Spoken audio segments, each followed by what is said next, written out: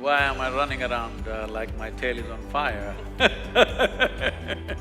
This is the best time to raise human consciousness. We have a window of 15 to 30 years, in my opinion.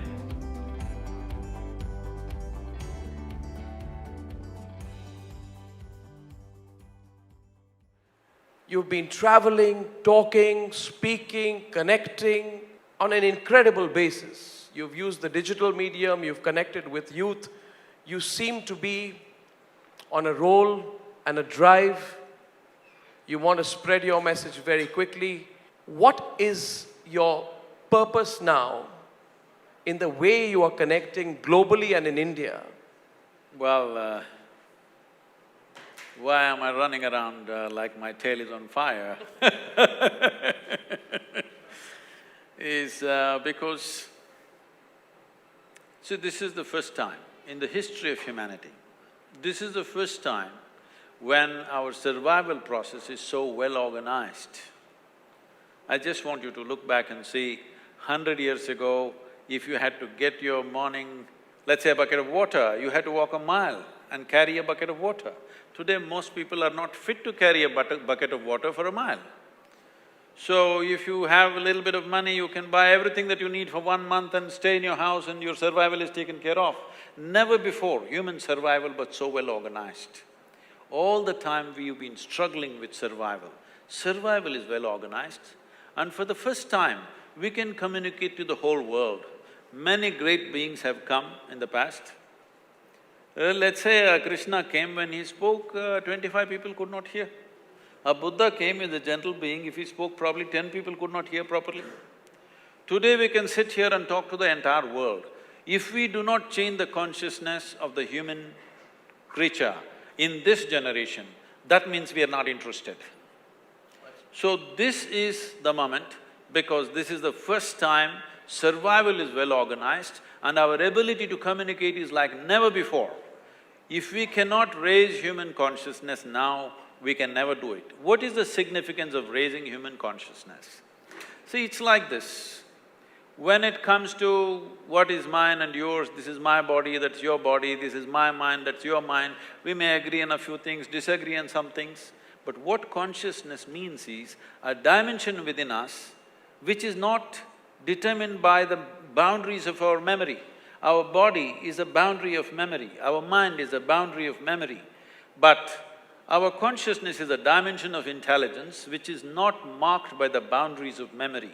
Unless people touch this dimension, you can talk about unity, you can talk about togetherness as much as you want as principles and values, but never will it work unless human beings experience that sense of unity. This is what the word yoga means. The word yoga literally means union. This means, right now for most human beings, their experience of life is such, it is me versus the universe. It's a stupid competition to get into. Me versus the universe. No wonder always they're anxious, fearful, struggling, simply because it is an individual versus the universal. Yoga means to consciously obliterate the boundaries of your individuality. If you don't do this, you will never come to ease in your life. Forget about well-being, forget about blissfulness, forget about ecstatic states, you will not even come to total ease. I don't want to throw a challenge at you, but it is really something everybody has to check out. How many people can sit in one place with absolute ease, without any sense of any kind of stress upon them, simply by themselves, not with anybody else, just by themselves? I'm telling you, over 95% of the people cannot sit in ease in any given place, because it's always this little boundary of an individual and the universal. So raising of consciousness this means that human being comes to ease. Only when you come to ease, you are not in a fighting mode. This fighting mode has to go. Survival for the fittest is over. Now survival is available for all of us. This is the time to put down your fighting mode and see how to do something else. And now we have wonderful things coming that everybody fears. That also, I've been invited to all kinds of conferences and people, academics coming and asking me, Sadhguru, this artificial intelligence is coming, what will we do? We will lose our jobs. I said, isn't it great, we'll all be on a vacation. See, the same thing, when the machines came, I know that these things happened. When the cranes came to lift things out of the ships and stuff, all the porters' unions protested. If the machines lift the cargo, what are we going to do? We want to carry it.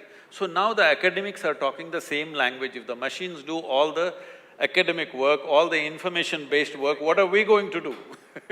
This is the same labor class now, new labor.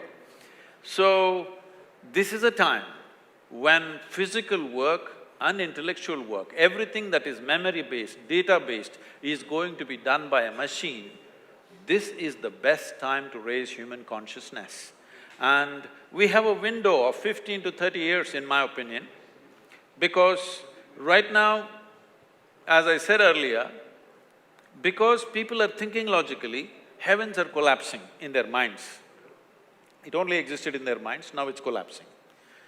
Because heavens are collapsing, people are tending to move towards all kinds of things, particularly chemical use.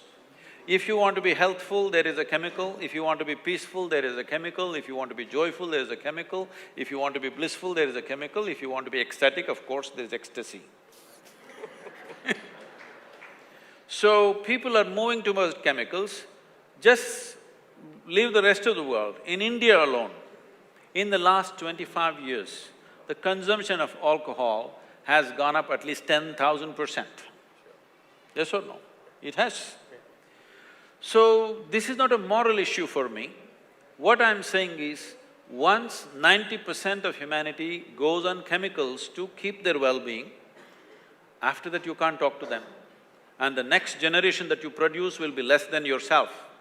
If we make this happen, that the next generation we produce is less than us, this is a crime against humanity as far as I'm concerned, because the next generation has to be at least one step ahead of us, otherwise we have fundamentally failed as a generation. So this is our time on the planet. We have the highest level of comfort and convenience that any generation has ever known. Are we also going to be the greatest generation ever? This is the question before all of us. And we have the necessary means and technologies and capabilities to make this happen. The question is only, do we have the courage and commitment to walk this distance? That's what I'm trying to invigorate the world to.